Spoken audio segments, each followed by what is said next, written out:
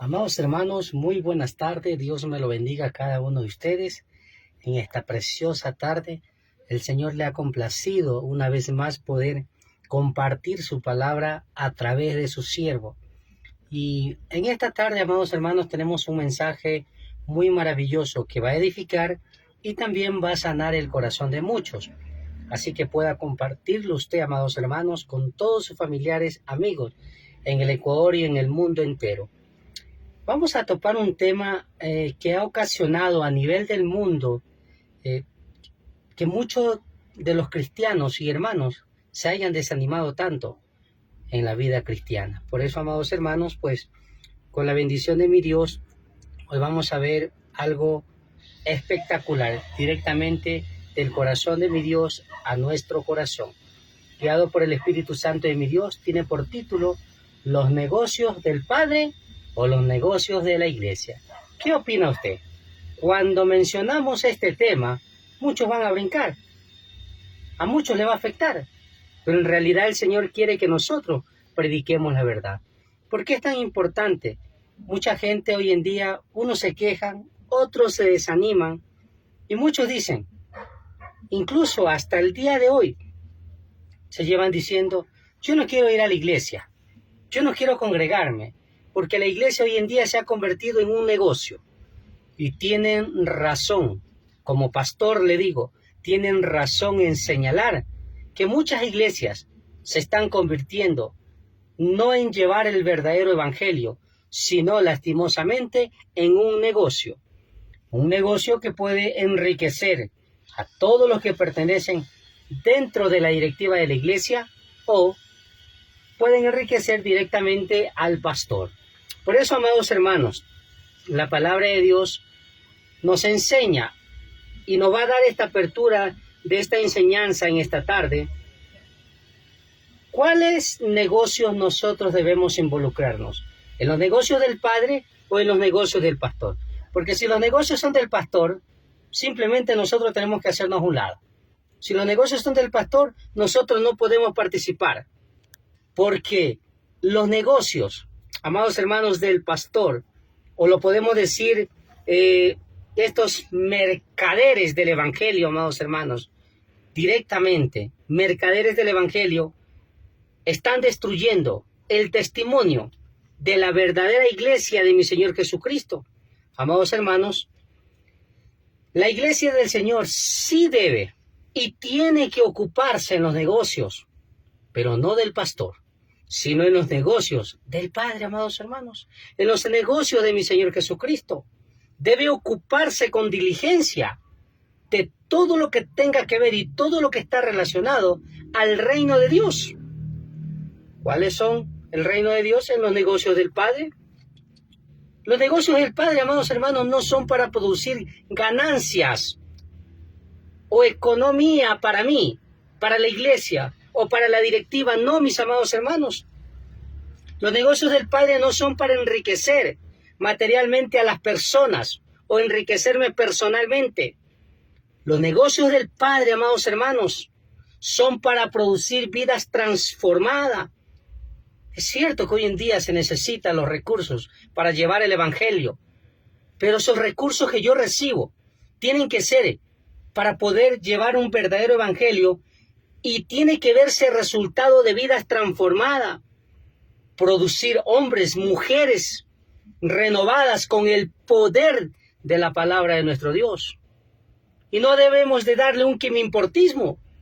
A veces uno de los grandes errores hoy en día de los pastores es que no le dan un importismo o no le dan importancia a la verdadera congregación de Dios, a las ovejas del Señor, del rebaño del Señor, del dueño del oro y de la plata.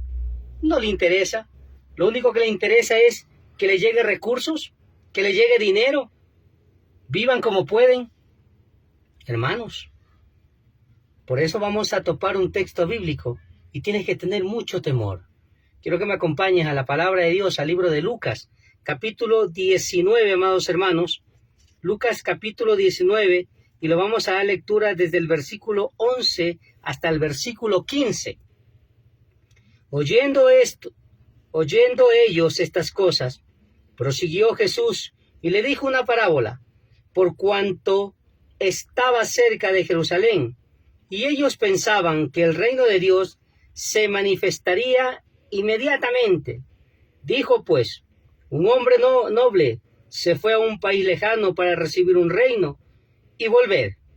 Y llamando a 10 siervos suyos, le dio 10 minas y le dijo, negociad entre tanto que vengo. Pero sus conciudadanos le aborrecían y enviaron tras él una embajada diciendo, no queremos que éste reine sobre nosotros. Aconteció que vuelto él, después de recibir el reino, mandó a llamar antes él a aquellos siervos a los cuales le había dado el dinero para saber lo que habían negociado cada uno. Hermanos, aquí es cuando la palabra de Dios nos enseña. En estos versículos bíblicos que acabamos de ver en este momento, vemos que el rey manda a su siervo a negociar y le da dinero para hacerlo. Pero en el versículo 13, aquí nosotros tenemos que entender esta parte. Dios ha dejado a la iglesia, o es decir, a cada uno de nosotros, algo para poder negociar para el reino de Dios. Hermanos, los recursos que nosotros recibimos, los recursos que ingresan a la iglesia, no son para yo poder conseguir lo que yo quiero. Casa, carro, mansiones, viajes y tener dinero demasiado. Hermanos, los recursos que Dios permite que lleguen a la verdadera congregación que tiene el verdadero evangelio es para hacer obras, no para mentir. Es para hacer que el reino de Dios crezca. Los recursos que son de aquellas personas, hermanos, que dan como sus ofrendas, como sus diezmos, no son para enriquecer al pastor, son para que con ese dinero se gane almas para Cristo, pero realmente sin mentira. ¿Por qué, hermanos? Porque Dios a nosotros nos ha dado poder. Dios a nosotros nos ha dado autoridad. Dios nos ha dado a cada uno de nosotros un verdadero evangelio. Pero lastimosamente hoy en día el evangelio lo han dejado a un lado y todo se ha convertido automáticamente en un negocio. Así que, amados hermanos, yo quiero compartirte esta parte para que podamos entender y reflexionar. Hagamos bien las cosas. Hagamos que el reino de Dios se haga conforme a la voluntad de Dios. Muchas de las veces, cuando el dinero o los recursos que Dios provee a través de sus hijos son mal administrados, lastimosamente el evangelio se prostituye.